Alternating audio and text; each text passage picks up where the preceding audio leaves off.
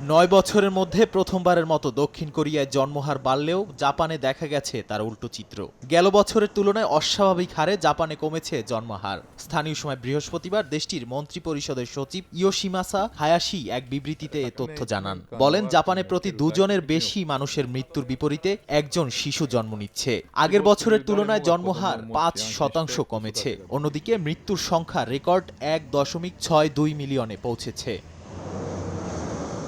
দেশটির স্বাস্থ্য মন্ত্রণালয়ের তথ্য অনুযায়ী ২০২৪ সালে মাত্র ৭,২০,৯৮৮ শিশুর জন্ম হয়েছে, যা নবম বছরের জন্য ধারাবাহিকভাবে জন্মহার হ্রাসের ইঙ্গিত দেয়। জাপানের এই জন্মহার হ্রাসের পেছনে মূল কারণ হল বিবাহের সংখ্যা কমে যাওয়া। ২০২৪ সালে বিয়ের সংখ্যা ২.২% বেড়ে ৪,৯৯,৯৯৯-তে পৌঁছেছে, যা আগের বছরের তুলনায় কিছুটা উন্নতি হলেও ২০২০ সালে বিয়ের সংখ্যা ১২.৭% হ্রাস পেয়েছিল। অর্থনীতিবিদরা বলছেন এই প্রভাব ২০২৫ সালেও থাকতে পারে।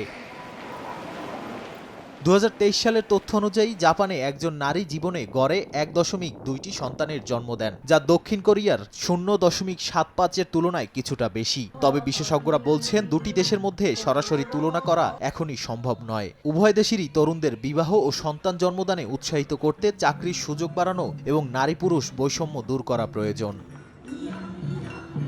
নাদিম মারজান, সময় সংবাদ।